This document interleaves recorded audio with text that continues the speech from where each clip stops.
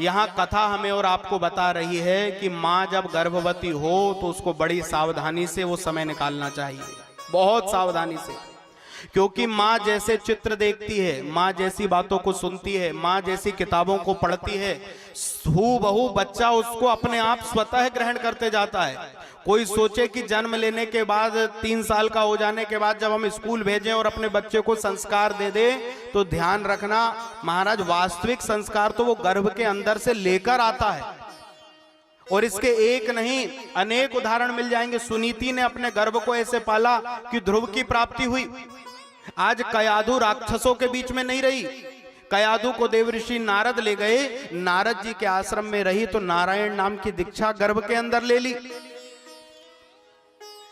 और मैं हमेशा कहता हूं महाराज कि आप इसका बिल्कुल प्रैक्टिकल प्रभाव यदि अपने जीवन में देखना चाहते हैं तो आप देखो कि महाराज पहले के समय के जो बच्चे हैं वो 20-20, 25-25 साल के हो गए, तब तक भी उनको मोबाइल चलाना नहीं आया। लेकिन आजकल 2 साल का बच्चा मोबाइल के फंक्शन खोल लेता है। बोले क्यों? 9 महीने तक माँ मोबाइल चलाती है तो बच्चा गर्भ से सीख कर आ रहा मोबाइल चलाना। हाँ, प्रैक्टिकल है ये हमारी आंख के सामने।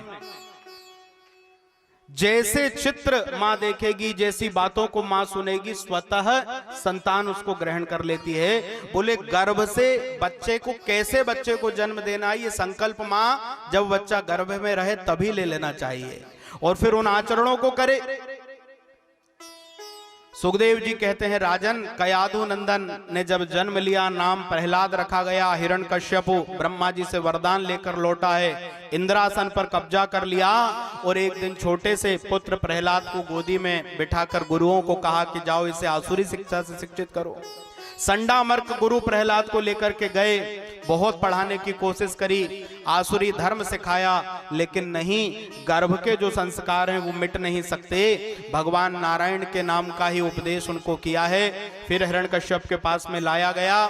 हिरण्यकश्यप ने पूछा, बेटा इतने दिनों में तूने क्या पढ़ा, क्या सीखा? तो अपने पिताजी को नवधा भक्ति का उपदेश कर दिया प्रहलाद ने। श्रवणम कीर्तनम विष्णु स्मरणम पाद सेवनम अर्चनम वंदनम दास्यम सख्यम आत्मनिवेदनम। पिताजी, भगवान की पहली भक्ति है श्रवणम, भगवान की कथा सुनो।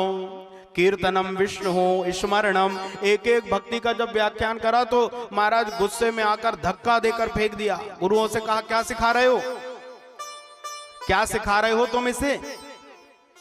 मैंने तुम्हें आसुरी शिक्षा सिखाने को कहा, तुम विष्णु नाम की शिक्षा? नहीं महाराज, ये तो स्वयं ही पढ़ता है, हमने इसे कुछ नहीं बताया। फिर ले जाओ, फिर सिखाया, फिर लौट कर आए, फिर पिता को उपदेश किया। अब की बार कहा कि ये मेरा मूर्ख पुत्र है, इसको ले जाओ, ले जाकर ऊंची चोटी से नीचे फेंक दो, इसका मर जाना अच्छा है। और हिरण्यकश्यप के दूतों ने ले जाकर और झूला देकर ऊंची पहाड़ी से नीचे फेंका। बोले ऊंची चोटी से गिराने वाले देखते रह जाते हैं, बाहों का पालनहार झूला भक्त को झुलाते हैं, बाहों का पालनहार झूला भक्त को झुलाते हैं। भगवान ने संभाल लिया, जहरीले सर्पों के बीच में फेंका, उनने डसना बंद कर दिया। होलिका के साथ जलाने के लिए बैठा, उस दिन ब्रह्मा जी की वरदान प्राप्त होली जल गई, प्रहलाद का बाल बांका नहीं हुआ। महाराज हिरण्यकश्यप को विश्वास हो गया कि कोई ना कोई है जो इसकी रक्षा करने के लिए आता है। और क्रोध में एक दिन महाराज हिरण्यकश्यप चला और जाकर प्रहलाद को पकड़ लिया। बता कहां है तेरा भगवान, तूने देखा है कभी उसको, मिला है तो उससे कभी? पिताजी कहां नहीं है वो, हर जगह वो समाया हुआ है। सामने खंबा खड़ा था, एकदम से हिरण्यकश्यप ने कह दिया तो फिर इस खंबे में भी होगा, जरूर होगा। और महाराज बात तो प्रहलाद की कुछ हुई नहीं थी कि प्रहलाद तुम कह देना मैं खंबे में हूं, मैं खंबा फाड़ के आ जाऊंगा, नहीं। प्रहलाद के विश्वास ने कह दिया कि इस खंबे में नारायण है। हिरण्यकश्यप ने गदा उठाकर मारना शुरू किया। 1 2 महाराज इधर हिरण्यकश्यप गदा मार रहा है, प्रहलाद ने हाथ जोड़ लिए। सर्वव्यापी ईश्वर मेरे, तू करुणा की मूरत है, आज तेरे साकार रूप की आन पड़ी जरूरत है। भगवान आज आकर के असुर राज के मन का संदेह दूर कर देना। आज भक्त की प्रतिज्ञा दांव पर लग गई है। प्रहलाद आंखों को बंद करके प्रार्थना कर रहे हैं। वो पहली, दूसरी और तीसरी गदा जो घुमा के मारी है, खंबा फटा, भगवान नरसिंह प्रकट हो गए। बोलो नरसिंह भगवान की जय, नरसिंह भगवान की जय। और महाराज जैसे ही आधा नर आधा सिंह का भगवान का वो भयंकर स्वरूप देखा तो घबरा गया महाराज। नहीं, तुम मुझे नहीं मार सकते।